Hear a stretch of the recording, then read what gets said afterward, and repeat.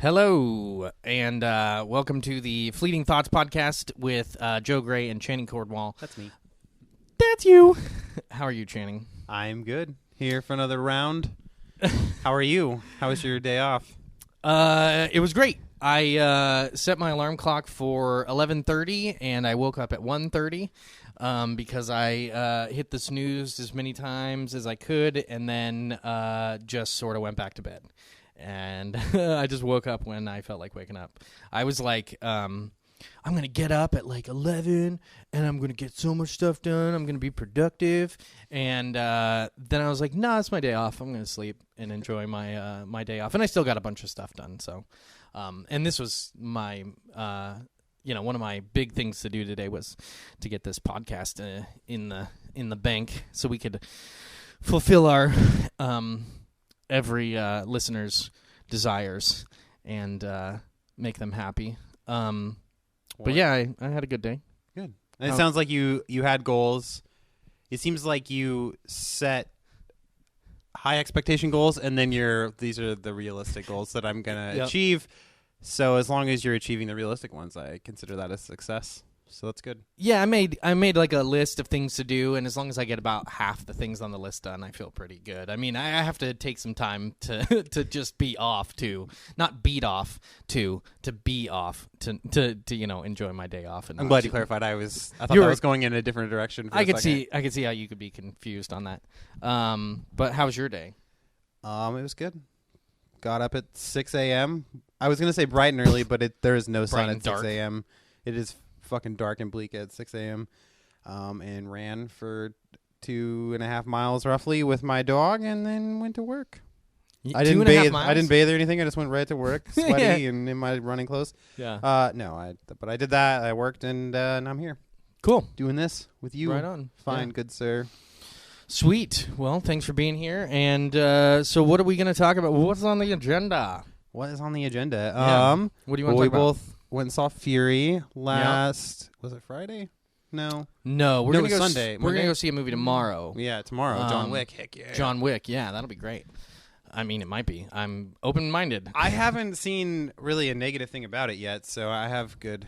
I'm not gonna set my expectations too high, but they're pretty good. Yeah, I don't know anything much about it, but what I saw with the little clip of him kicking people's asses, I'm gonna go see it. It seems like if Looks you just want to watch somebody really just fuck shit up and kill people, that it'll probably satisfy that need. Sure, that's really my biggest need in life is satiating my my violent tendencies through vicarious media, so that I don't have to engage in it personally.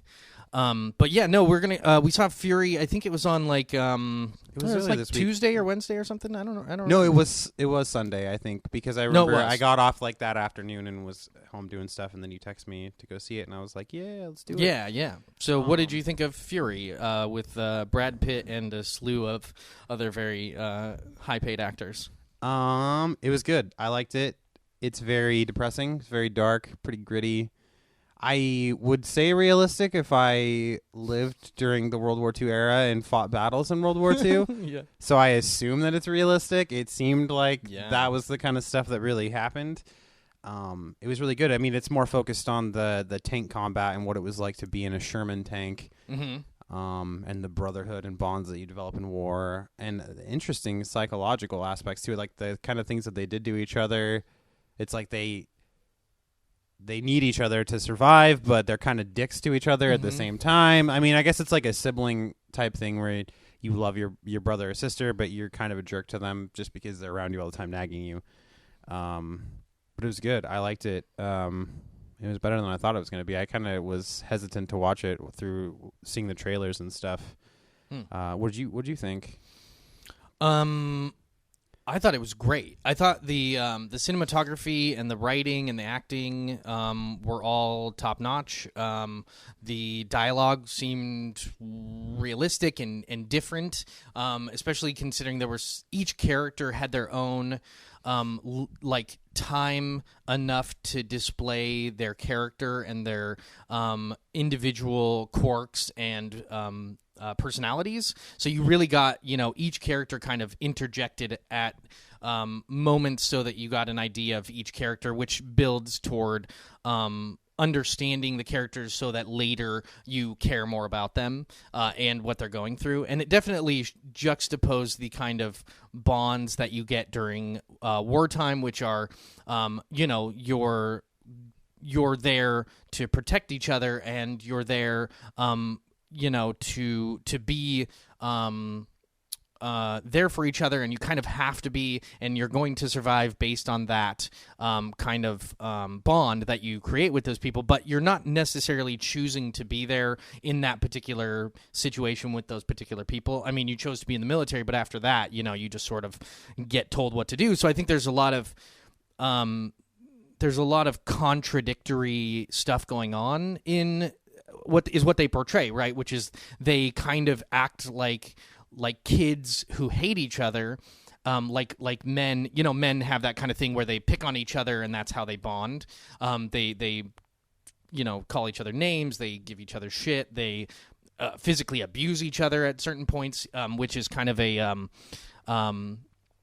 dominance kind of thing. So they create hierarchies of dominance, and but I thought it was very realistic, very well done. It really focused on the team in the movie and didn't get out on tangents about other stories and other characters. It was a really good ensemble showcase for these actors who all did a really good job. And it shows that when it comes down to it, when you're in the military, even if you don't like everything about the person next to you, they really do care about each other to the point where they would die for each other and stuff like that, which I think is pretty realistic. I think in cases of survival, you just make it work and you survive and you do things for each other that you wouldn't normally do. And then the realism, I mean, it was dirty. It was, they showed, bullets hitting bodies. They made it pretty brutal. It wasn't it didn't glamorize war in any way. It was brutal as shit. It reminded me of Saving Private Ryan because there's some tank stuff and some very realistic action without the bigger scope. Saving Private Ryan's a bigger movie. It bigger was scope. definitely more focused, like you said. It was very focused on just it was a 5-person crew and in their tank and the things that they dealt with from day to day. Yeah. So it's definitely a lot more focused than Saving Private Ryan was pretty.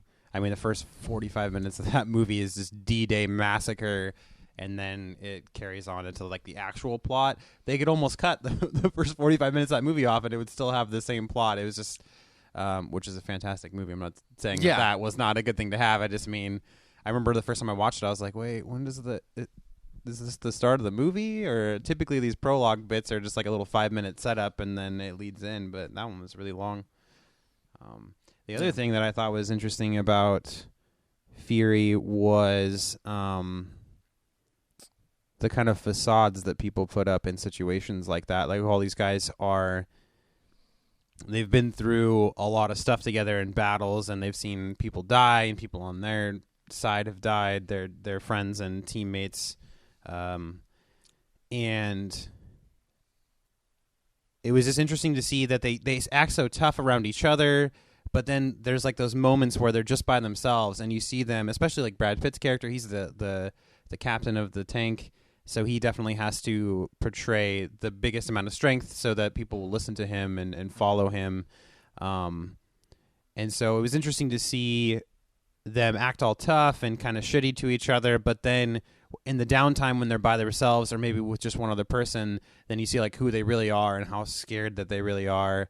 Because at first you think it was almost over the top. When you're first introduced to them, because they all just seem like these badass, oh, I don't care, whatever, it's fucking war, I could die tomorrow, blah, blah, blah. Yeah. And I remember at first I was like, how dumb. That's not how people would really be in that situation, I don't think. And then as the movie progressed, and then you see these characters by themselves, kind of like you said, they all have their own screen time, their own little arcs, and it was cool to see them have a humane side. And show that fear or just finally open up and be honest with each other about things. So that was a cool aspect of it too. Instead of it just being these badass Marines who have no emotions. Yeah. They really do have a lot of things going on inside their own heads as all this shit is going on around them. But it's really good. I liked it. Yeah, the emotional. I think it was a psychological movie. It was about the psychology of war and bonding and the men that are involved in it. And it's the scenes where like you kind of think I think that they think they're doing each other a favor by being really harsh because they're in a harsh environment. So by picking on each other and hurting each other, they're kind of testing each other's strengths and saying, we don't get to be weak, we don't get to be sensitive in any way. But then the reality of humanity is that you can only take that so much, you can only do so much, and you can only pretend to be strong in terrible situations. And vulnerability is definitely seen as a weakness in military situations, but it's also in the movie a strength because it's what bonds them together, those times when they are honest about their fears and about their past and about what they expect from each other. The one guy, at some point, he turns to the youngest member and he's like, I think you're a good man. I think that, the worst thing is I think none of us, of the other people are. And he was it just was a sign of vulnerability, which just bonds people together, which I think is a good comment on relationships, because a lot of times men are taught to be non-emotional, but it's in those emotional times that people can connect to each other on a real level. And you really can't connect with people when you're pretending and you're having a facade. So it was a really good juxtaposition of such a harsh environment with such kind of human characters in it.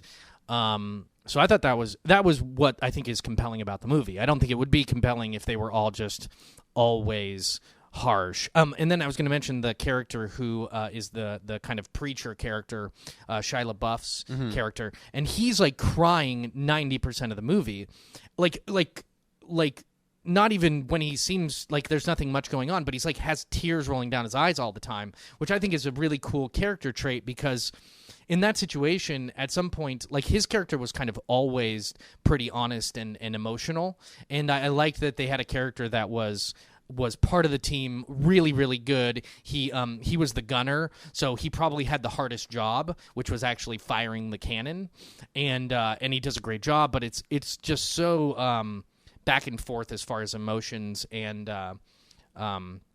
his character. He's like crying and he's like really emotional most of the time, and no one gives him shit about it because he's been with them for so long. And he does his job. So it's just kind of an interesting character. They purposefully put him in there to be emotional, which I thought was interesting. And then Brad Pitt's character is kind of the opposite. He's kind of just super straightforward and honest, or straightforward and strong and non-emotional, except for when he breaks down a couple times in the movie, and you show that he is an emotional person. I think with Shia LaBeouf's character too, another reason why they didn't, at least my theory as to why the team didn't give him so much shit, is he's portrayed as a pretty religious guy. He's you see him a couple times praying with dying soldiers on the battlefield as they're taking their final breaths. He's like there with them, holding their hand and saying prayers with them.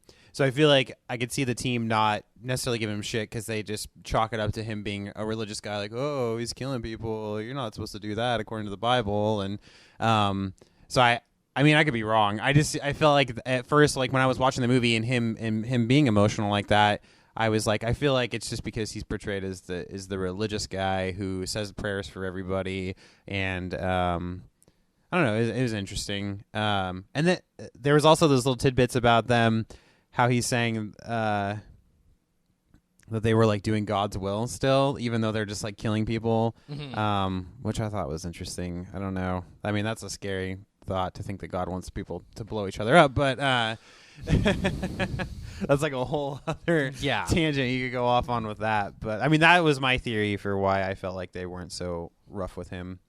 And I feel like a lot of people back then were pretty, like, they were all Christian people or Catholics or whatever. And so it was probably a good thing to have somebody around that would say prayers with you and make you feel comfortable in that aspect.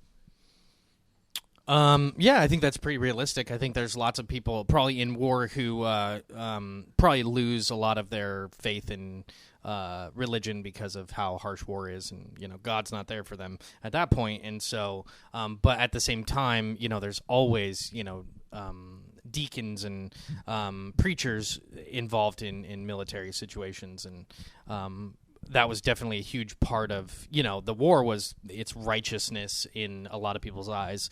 World War II was, getting rid of an evil person. So it makes sense that there was a religious aspect to it. It was definitely realistic.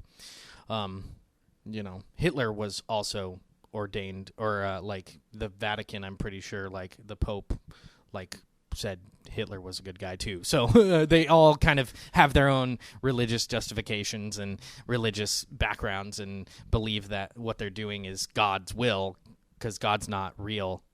So you can kind of say anything you want that he wants. You can, I can say my invisible friend doesn't like you as much as I want. Nobody can stop me. Nobody can prove me wrong. So anyway, it's true. That's what I think about that.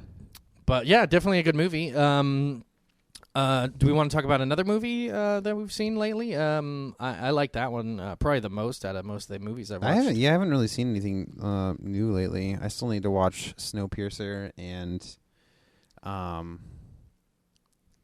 that's really the only thing I think I have on like my queue of stuff that I need to get watched. Yeah, Snowpiercer was great. Had the main character from Chris Evans. Yeah, I had Chris Evans from all the Captain America movies, and I like him a lot. I think he did a great job. But yeah, definitely watch it. It's fun. It's a fun movie. I plan to. Fucking A.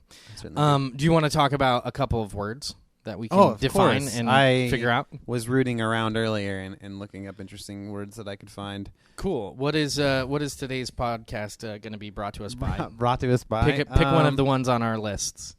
And we'll talk about it. Let's go with exiguous. Exiguous. Sorry, I don't know why I can't say that word that well, but exiguous is probably why nobody uses it. I know. Can you spell it though? It's EXIGUOUS.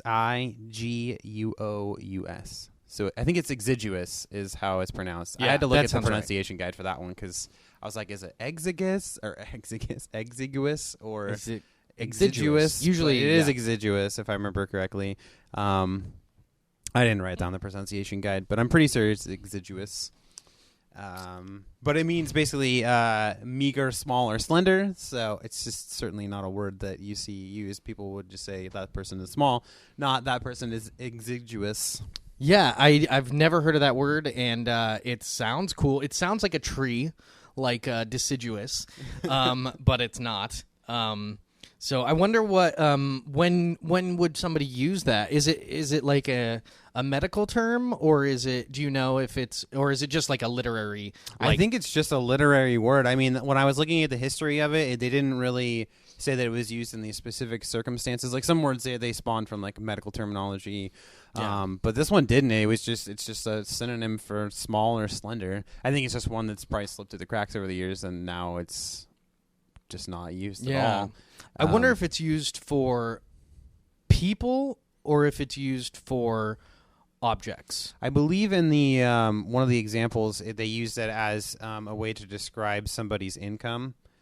Oh, that makes more sense because it's much more technical sounding. Yeah, I don't think you would use it to describe somebody's like body type, but more of like an income situation or then it has to be like the most pretentious word ever. I know, because right? essentially rich educated people or educated people with tend to have more money come up with this word to be kind of nice, to be like hoity-toity about, in a different way to say somebody's in poverty. They have an exiguous income. They have an exiguous budget. They have an exiguous lifestyle, which is just saying they have a meager, slender, they don't eat much kind of a situation. It's a fancy word for poor, basically. Yeah, it's a fancy what we've word. established now.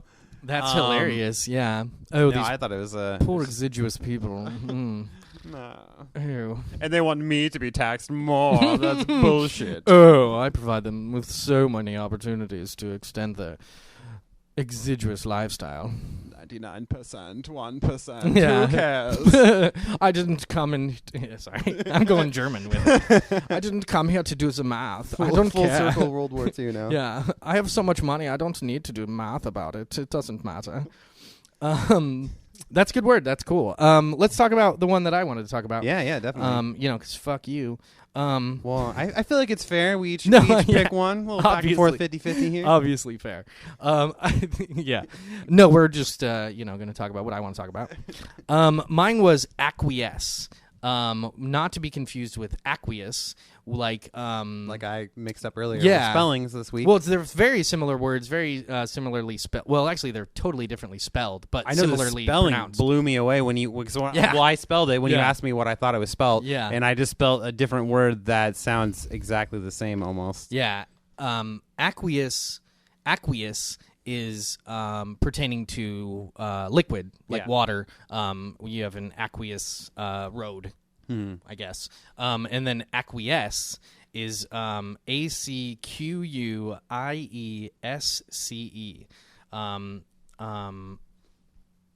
It reminds me of acquire, but it's definitely different than acquire. It's just spelled somewhat similarly at the beginning. Does that have to do with acquisition? Like No. Okay. To acquiesce is to kind of surrender.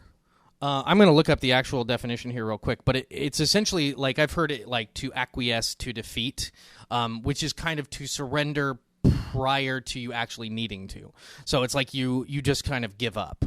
And I just I like every once in a while it'll just come up in my head when I feel like when I'm giving up, I'll actually think to myself I'm acquiescing. It's just a word that I've heard a lot, and nobody really uses it very much, except for when they're trying to sound smart. But I'll look up the actual definition if I can spell it, even though I got it spelled, Spelled on a sheet of I paper have it right written in front front of me. Okay, let's click on this. Yes. I didn't know my phone did that. It means to assent tacitly, submit or comply silently or without protest, agree or consent. And so essentially it's like to just give up, to just give in to whatever is going on, to feel kind of helpless and just acquiesce to whatever is the powerful thing getting in your way or trying to make you do something. So it could be used. It's pretty weak. Is a singular word just for you yourself giving up, but almost like it seems like you could also use it in like a group, like you all just kind of accept that you've gotten your asses kicked and that you've lost. Sure. Maybe without actually coming out and saying it, but everybody has that same feeling and it's shared amongst. Sure. Yeah. I think they. I think it's a little less than. It's like right before you have to surrender, you just acquiesce. You just give up. And it could definitely be a group of people or a singular situation. But it comes up in my mind every once in a while when I see someone just not try. Is like they're just acquiescing. They're just kind of timidly giving in to the situation. But it's a cool word. It sounds cool. No, it does. It's funny how close to aqueous it sounds. It's almost like that word with like a little bit more stank on the end of it or something. Yeah. Because you kind of have to enunciate the very end of acquiesce. Yeah. Now I can't even think of how to pronounce it. Acquiesce is adjective. Yeah. And I think this is an adverb, right? Because it's a thing you do, is to acquiesce. I don't know what an adverb is, but I just said that instead of verb to sound like I'm saying something I know about. But isn't that what it is? A verb is like one of those standard, verb is like action run. And run. Yeah. But what's an adverb? Is an adverb... I couldn't even tell you. Isn't it a verb? I remember that you add like to? all that crap in school, and I'm just like, I don't remember any of that. If I remember, there's probably not really a huge difference between verb and adverb. I mean, there obviously is, but I don't think it. I mean, because you have nouns and then you have pronouns, but pronouns are like an actual, like if you're naming a place or a person, right? And a noun is the generic term for it. Adverb, a word or phrase that modifies or qualifies an adjective, verb, or other adverb. Oh, so it would be like something you put between, like, he is swimming in the blue sea, so it accentuates the blue, which is the adjective for sea. Expressing a relation of time, place, circumstance, manner, cause, degree. So gently. So it's something you put before a verb or an adjective that that describes it. That makes perfect sense. It adds Yeah, to it does. the definition of it. How come in school they never make it just that fucking simple? I remember them always trying to explain it. And you had like 2 days of lesson plans about this one thing, and you're just like, wait, what? Yeah, and just I think that's tell why me you what don't it is. necessarily remember it either. Because it's pretty simple. You don't need to like talk about how they have a word in front of another word that helps explain it. It just does that, and you recognize that. It's not that big of a deal. But still, interesting stuff. So yeah, those are cool words, and now you know.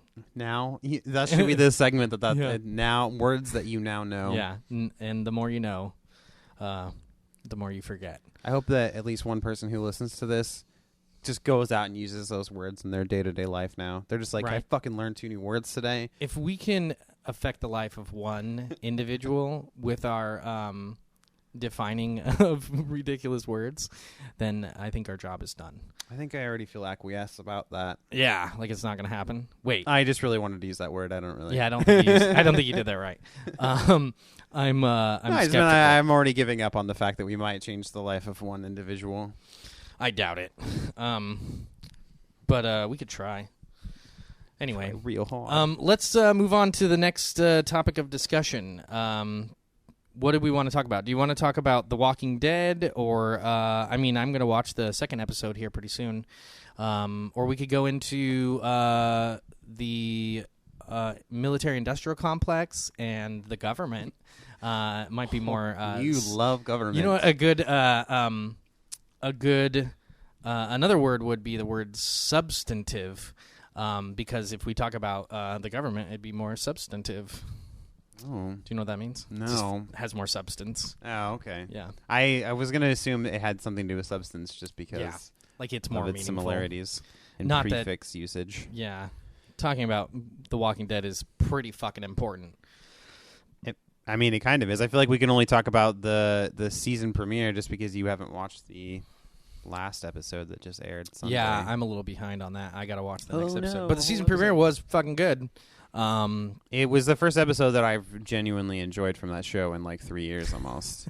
My problem with that show is that usually the premiere is really good. It has good pacing and a lot of cool stuff happens, and then they just flounder into just filler. Like it's all fluff. Nothing really. There's like whole episodes that will go by and nothing happens. It's almost like ends where it began. Yeah. And drives me crazy. Yeah. And the problem is that they don't know how long the show's going to go, so they got to make all this stretch because they only have so much source material to pull from. Yeah, it's definitely one of those situations where it would almost be better if it was a mini series or something like that where it doesn't stretch on for 10, 12 episodes, because really it's all about the action and conflict that happens because of the environment that they're in, because ultimately the show kind of represents how boring it would be to be in that post-apocalyptic. You know what I mean? Like in a post-apocalyptic experience, you would be most of the time not doing shit but trying to find food and water. Yeah. You know, it'd just be like surviving in a hunter-gatherer situation and trying to survive against monsters, you know, and most of the time it'd be pretty mundane. It would be like, oh, there's a group of zombies, we better kill them. That's easy enough. And so they have to interject a lot of interpersonal drama, in fucking melodrama. Mm-hmm. No one gets along all the time, which doesn't make any sense. If they've been together that long in a traumatic survival situation, they would be best friends. They would be fucking awesome together. That whole group would never have the kind of issues that they have, other than, I guess, when they make crazy decisions and major stuff comes up, but ultimately it's a fun show, and I think people like it because it's fucking brutal at times, you know. Yeah. But anyway, I mean, I enjoy watching. That's my biggest issue and gripe with it is I feel like sometimes it seems like the writers don't know what they're doing. They're just like, well, shit, we got 12 episodes that we got to figure out. Well, I got 3 episodes worth of really awesome stuff, so I guess we'll just fill it in everywhere else as best we can with little setups here and there or new characters or fucking melodrama because Carl doesn't listen to fucking anything anybody tells him, and he's an idiot. Carl. I'm just counting down for them to kill him. Coral. If they just gank that kid, the show would get a lot better. I think they should just opinion. gank everybody, and then by the end of the season, like the last one dies, and then it's like, because of contracts, we have to like do something with ghosts now, or something, like, or that just goes to new characters or something, or I don't know. It's fun to watch the main characters die, and everyone seems to. It's pretty dramatic. A lot of those characters die in like the comic books and stuff, and I feel like it's harder for them to do that with a TV show because they have contracts, and then you have a character like Daryl who's so popular because like of fans that just love him. So I feel like he's a character that's totally safe from dying at least any time in the near future just because of how popular he is. And if they killed him, then a lot of people might stop watching the show because, oh, my favorite character's dead. What's the point now? Like, yeah. So, I mean, that aspect of it kind of sucks too. I feel like they were pretty on top of killing fairly important characters throughout the show. But lately, I don't know. Yeah. None of the deaths were that surprising. Whereas when I read the comic books, I'm blown away sometimes with like some of the people who die or how they die. Yeah. Sometimes their death is just very trivial. Like something really stupid just happens and they're fucking dead now. Because media, I feel like, and stories always have this habit of building up to this monumentous death. Right. But it's cool to have deaths that just happen. I mean, like, it's no big deal. Yeah. Well, that's like Game of Thrones. Most of the deaths in that show are caused by like a fight, but at the same time, it's not. It's usually pretty surprising what the result of the fight is, and they definitely try to be at least more. I don't want to say too realistic, but at least somewhat non-formulaic.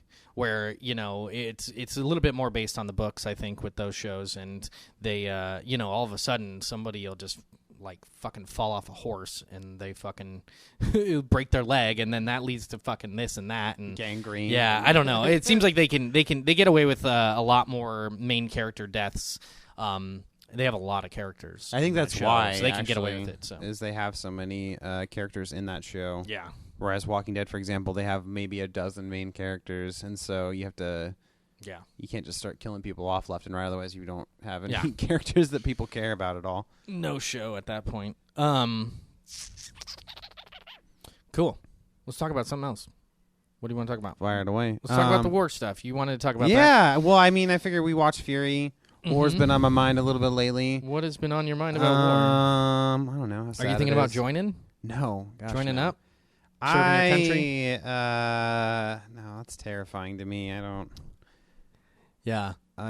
It's funny because you're, at least for me, I feel like this is true for most people, but you're raised to believe that violence doesn't solve anything, right? In school, they're like, "Oh, don't fight. You just walk away," or say, "Please don't bother me anymore," and then you leave. So you're raised with this belief that violence doesn't solve anything, that it's always better just to discuss things with people and tell them how you feel and work something out through a dialogue of some kind.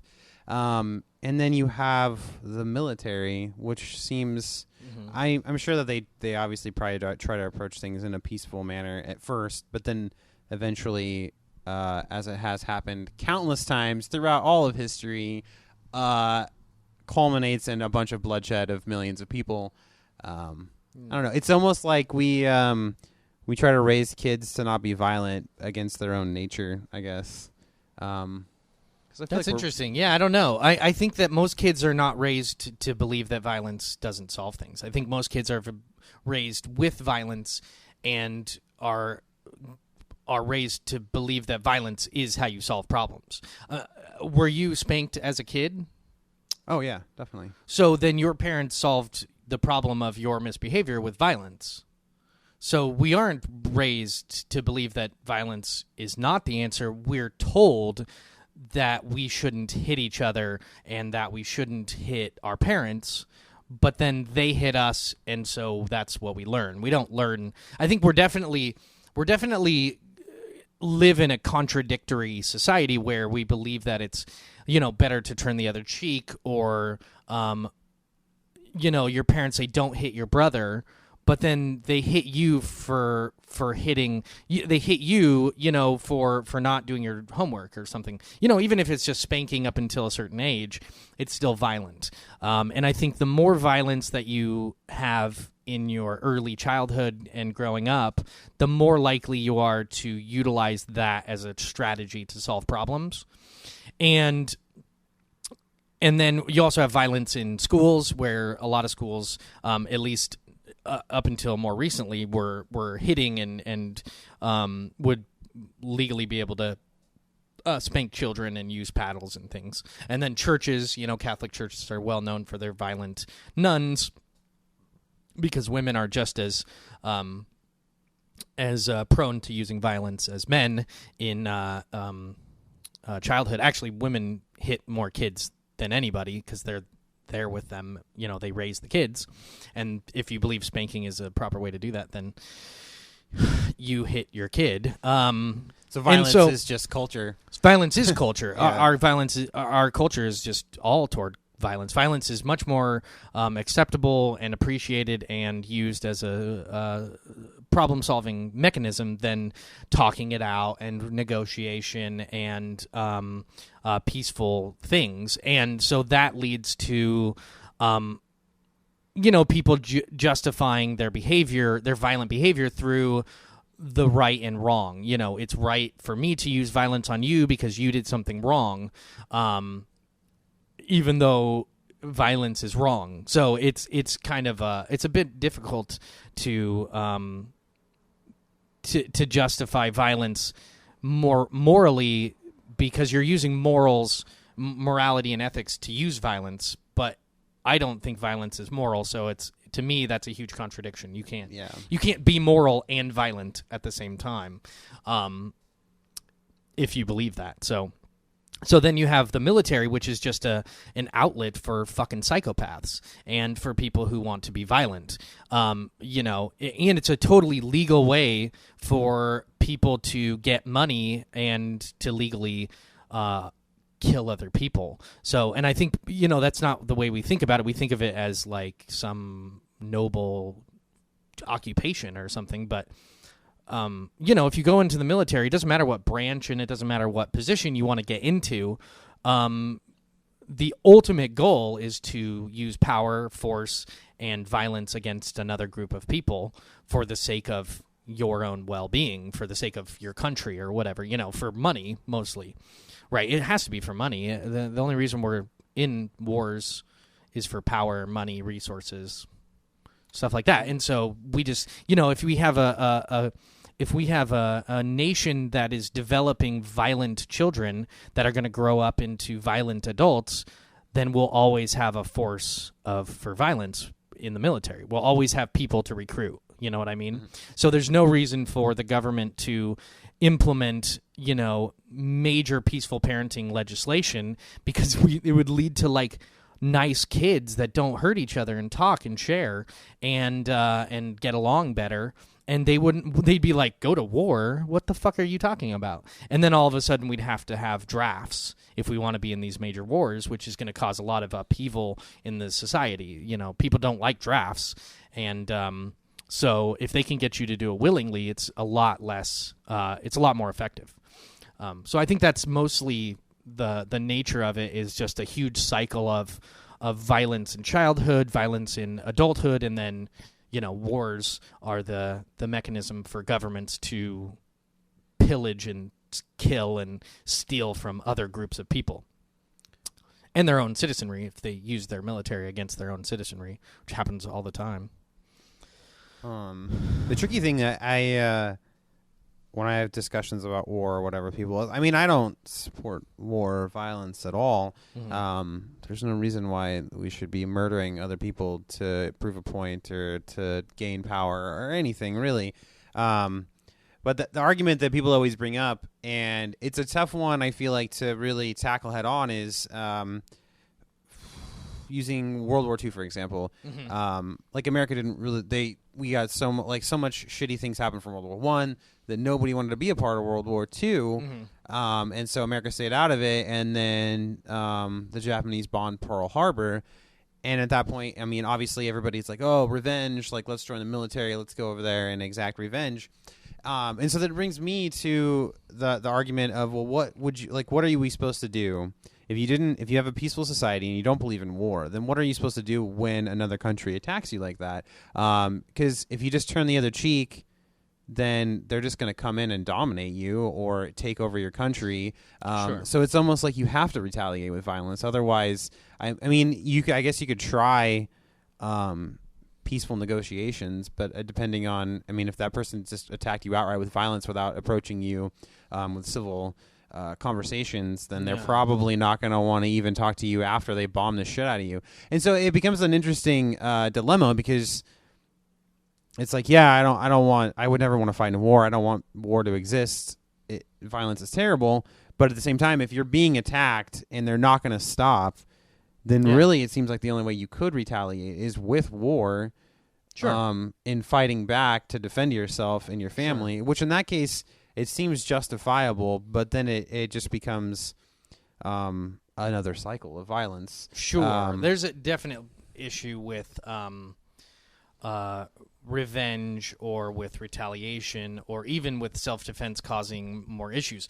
Ultimately, I think that the Pearl Harbor is an interesting example. I think that there are some skeptical people who have said that, like, the American government knew about the possible Pearl Harbor bombing like months in advance. We didn't do anything, and part of it was, all this political, maneuvering in order to, some people probably wanted us in the war, and so they let it happen. I don't really know what happened. I also think that the ultimate response to Pearl Harbor wasn't exactly equal and opposite. It was, they bombed Pearl Harbor. How many people died? Like 100, 500? I don't even know. It wasn't that many people compared to the fucking millions of people that we exploded through Nagasaki and Hiroshima with nuclear fucking bombs. So that's, self-defense is a obvious necessity. Everyone has to be able to defend themselves from violence, from coercion, and from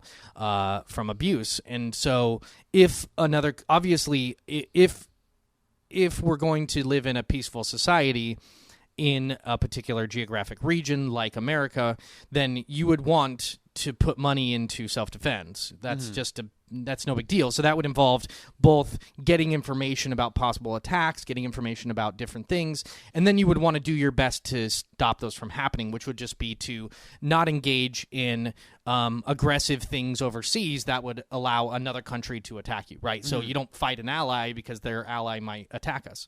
So you do whatever you can to use peaceful trade negotiations so that they need you. So if you have trade with another country, imports and exports through business, then there's no incentive for them to bomb you, because then you're not going to do business with them, right? Just like I'm not going to do business with you personally if you keep punching me every time I bring up the price of my products. I'm just going to fucking stop. And so that would be obviously a no-brainer. So self-defense is important, and we can have large groups of people dedicated to self-defense, and I'm not opposed to putting money into things that protect me and my interests. That's not nearly the same as going to other countries and bombing them and that's killing other people. It's not really to say, well, they hurt us, so now we have to go kill everyone in their country is not self-defense. It's not really a valid argument for war. It's an argument for better policies related to international relations and self-defense. But almost none of our military is defensive. It's all offensive. Currently and forever, I think nowadays. Other countries probably only have self-defense type militaries because they aren't big enough or interested in large conquests to gain resources in other, geographic regions and other voting populations. And, America is imperialistic. We're not defending anything. We're fucking taking over shit all the time with 600 or however many hundred. I think we have over 100 military bases in 100 different countries. That's not defense. Defense would just be having having good trade relations with anybody who wants to trade and has something to offer.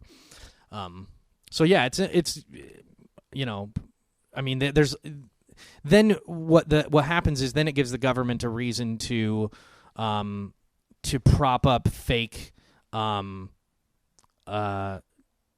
military actionable situations like 9/11. If you think that was a like if the government knew about it and didn't do anything, or if they had something to do with it, or even if they just were happy that it happened so that they could. I don't think anybody was happy that it happened, but I think that there were a lot of people who made a lot of money because we had justification to go blow up and pursue other countries. Invade. Yeah, so it's not really valid to just do. Defense is important, but yeah, it should be somewhat proportional to the offense. If you punch me, it's not really fair for me to just shoot you and your whole family. That's a little overboard. I don't think that's justice in any kind of rational way. But yeah, war is just fucked up. Yeah, it's just totally. Fucked up. And yeah, it obviously comes from, when resources are somewhat scarce and you're in a small tribe, you need to. You want to go get more resources, and the other group of people doesn't want to give it to you, so you fucking kill them. And then it just gets bigger and bigger, and that just becomes part of how it works. But I think with the amount of technology, international business, international communication, wars are voluntary. They're like the easiest. They're not really efficient, but they're definitely, there's an incentive to be at war. There's a lot of money that can be made. It's very expensive to cause wars, but at the same time, if you can justify it through getting a lot of resources, maybe that makes it worth it. I don't really know. I don't really know what any particular government gets out of, because it's so costly, because people don't like it. I guess it's got to be just money in the short term. Yeah, there's got to be some, because if there it's was just they get money, the individuals, Yeah, well, if there was no incentive or you got nothing out of it, then why would you be doing it? So there definitely has to be some kind of compensation. Yeah, and I guess it's easier, and you don't have to think as much. You don't have to actually think about the problem if you just go kill people. You don't have to hire a bunch of people to figure out the solution to this particular, I want this and they don't want to give it to me type situation. So you just go take it and kill them. So what you're saying is that it's dumb. They don't want to deal with compromising or working things out. They're just like, no, I want it this way. You don't want to do it. I'm going to kill you. They don't want to do what they force individuals to do. A business can't go to another business and take them over physically. They can do it financially and through contracts, but I can't, if I own a bar and I don't like the competitor next door and I blow up their bar, I go to jail. If America doesn't like the way Iraqi, government is doing something, they go take them over. They don't go to jail. They can do whatever they want. It's a contradiction in ethics. They can do what we can't do, and that's what government is. Well, just like how your mom would spank you, but then wouldn't allow you to hit your brother. Exactly. What I'm saying is that it's all Full just circle. It's all just it all goes back to what society and culture deems as moral and ethical, and we have to question that stuff. We have to say, no, it's not moral for one person to do something and another person to do it, and or do the opposite. It's either moral for everyone or it's not moral at all. You know what I mean? It's not, you don't get to pick and choose. If you're a Christian, you can pick and choose what you believe in the Bible, but that's not moral. It's it either is or is not right or wrong or whatever. You know what I mean? It kind of is black and white when it comes to that kind of stuff. Yeah. And if you want to be if you want to be a moral relativist, where you're like, well, it's good for us because we're, it's in our best interest and it's, America needs this and that. You're not being moral. You're just being a fucking selfish narcissist. You're just being what's good for me. That's not right, necessarily. So. Well, we all just always have our own self-interests at hard. Yeah, and for everything. Yeah, being like we talked about before, or on I think the Unnamed podcast about being selfish is it's in my best interest to do what's better for the myself, which in turn is to cooperate with other people because then they cooperate with me. You know what I mean? Like that's how selfishness can be good, is by being like, well, it's in my best interest to cooperate with these people so that I can get what I want and they get what they want and we go our separate ways and I don't have to worry about retaliations and things. And then there's the kind of narcissism. I like how I pronounce that, narcissism. Where you just it's like too much selfishness. It's like the extreme of selfishness is to just not acknowledge that other people have desires and feelings and to just take what you want because it's good for you. That's like a little too much on that end. And then you can have a little, not enough selfishness where you just let everybody trample on you and you just do what everybody wants and you're just a conformist and then you have no identity. So you have to be in the middle. You have to, do things for yourself that are right and that don't encroach on other people's ability to do what's right for them.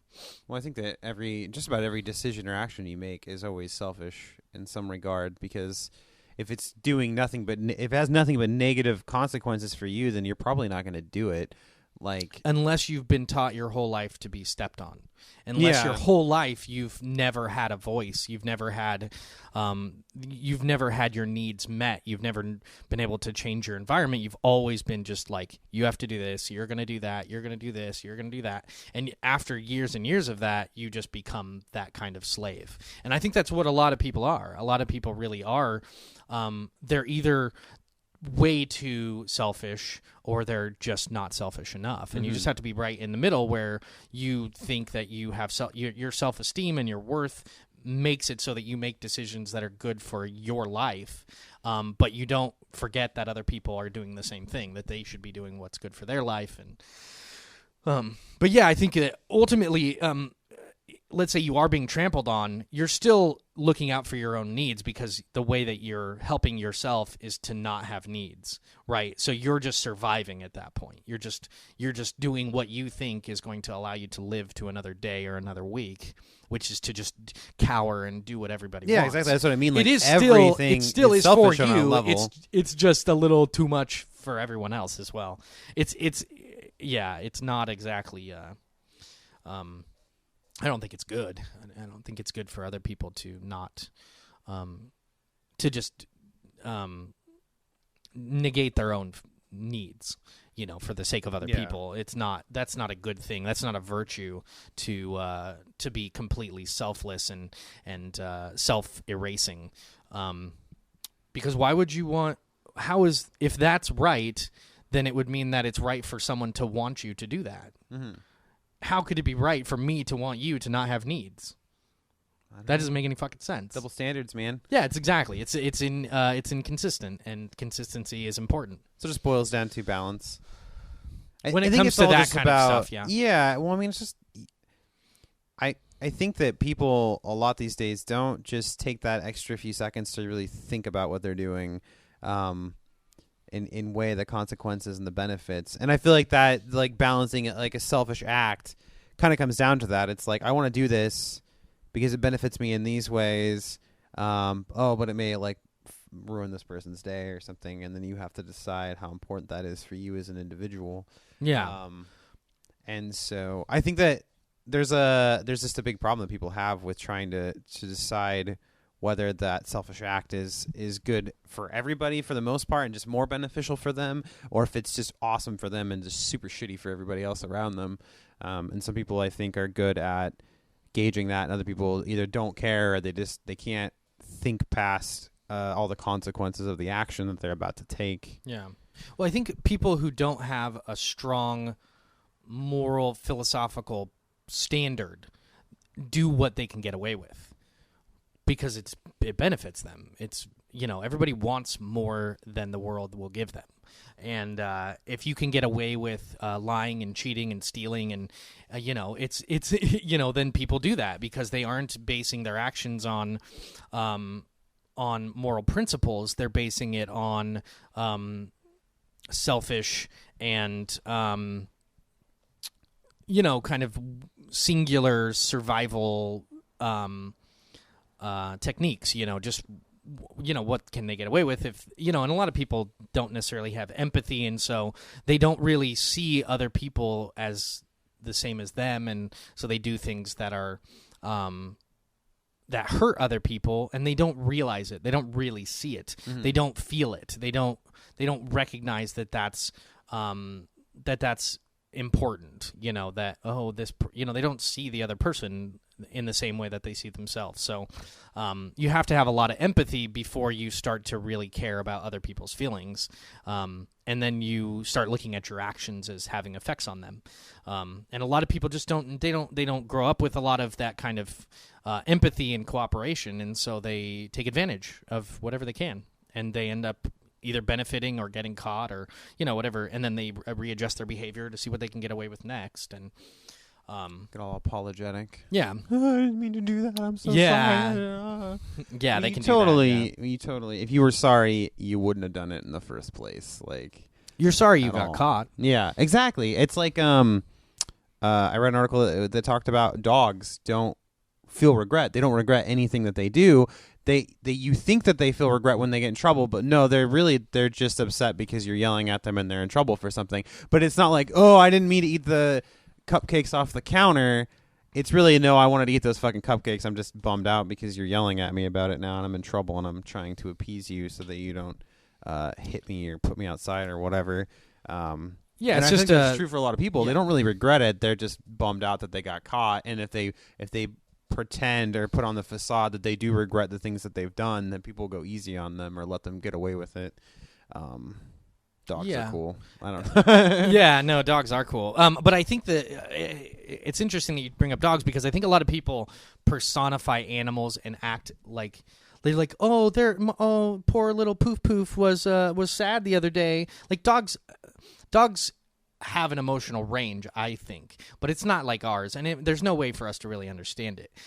Dogs might feel sad or remorse or something like that when someone dies or something, but it's hard. You can't understand it, and you can't generalize it and say that it's the same as what people feel. We have no idea. It could just be like a weird instinct that is brought on by because it benefits their survival later on to be so bonded with their owner or whatever. Yeah, and then, people do weird things with animals. They think that they're, it's mostly just reinforcement behavior. It's just, if you give a dog a negative a reinforcer, then they don't do that thing anymore. If, it's just that classical conditioning thing where, you give it a treat, it's going to want to do more. You give it a spank, it's going to want to do it less. And that's pretty much how a dog works. It's not the most complicated. Yeah. It's not that the dog is like contemplating your life and now you don't get to eat that steak because the dog ate the steak. The dog's just like, oh, I can get away with eating all the steaks on the table. I'm going to do that. And then you hit them and they're like, oh, I can't get away with that. I guess I won't do that. If they learn that way, if that's how you decide to teach them through hitting your dog. A lot of people have have training, animal training, dog training that has no punishments. Like, they don't hurt the dog ever. They don't yell at it. They don't hit it. They just do all positive reinforcement for the most part. And I think that's a pretty interesting way to train a dog. And it works with people. We're not that much different when it comes to reinforcing behaviors a lot, especially in early childhood. You come to a point where the person is much more abstract and they think abstractly. They think about other people's feelings later in their development. And then early on, it's mostly about reinforcing good behaviors. It's like, and explaining things so that they understand why, you want them to do it. I think that if you explain things, even to a younger kid, if you just explain why they shouldn't do something that they shouldn't do, then they have an understanding of why they shouldn't do it, instead of just fucking hitting them and saying, "Wow, you don't do that." You hit them, right?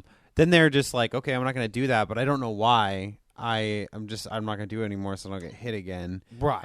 And then the second they think that you're not going to hit them because you're out of town for a week, they're just going to do it because they know they're not stupid.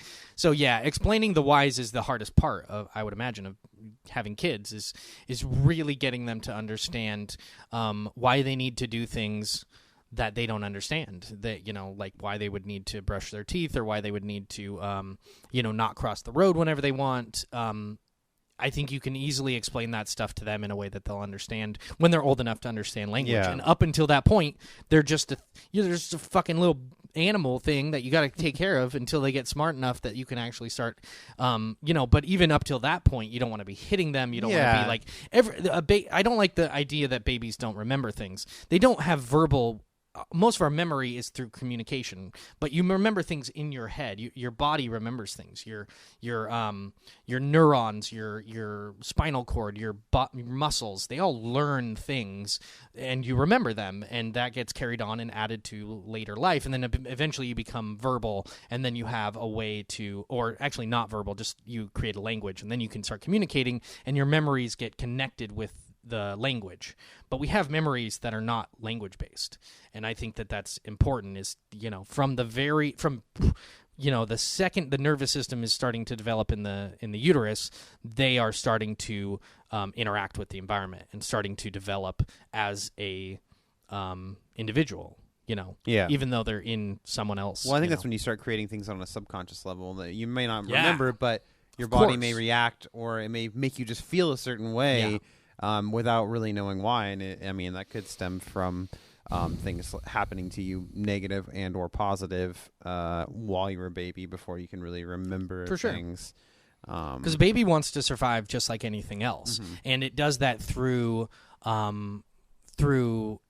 like screaming, or like not necessarily screaming, but through making noise, through not being happy, and then they start to like being able to smile, and then that can be useful, in communicating things, and then eventually they're just a person who communicates and is learning how to communicate, and it's all based on environment and how they learn those things.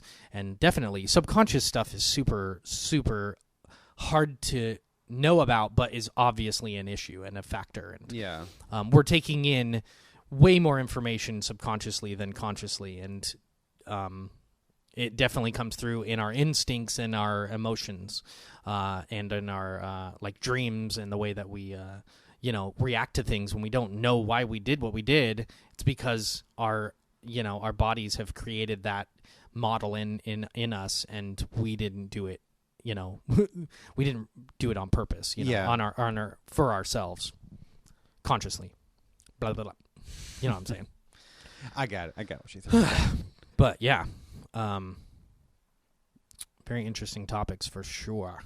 Yeah, definitely. I think this is probably a good spot to just bring this episode to a close. For sure. Next week we should talk about dogs. I really want to talk about dogs. And now that we touched on it a little bit, I'm just like, I just have so much to talk about with dogs now, since I've finally raised one really by myself for the most part. And I had a dog for 3.5 years, 4 years, and it's a good, it is an interesting experience, and it's I've learned so much, and everything. So we should definitely, that should be next week's. Yeah, I feel like that's going to be like an hour-long conversation at least, all in of itself. If we want to talk about it, I'm down. So cool. So thanks everybody for listening, and check us out next week. I'll post another episode, and I'll post this episode on Sunday. That's when I decided I'm going to try to post all of them, so that people have them for the week. And good night. And good luck.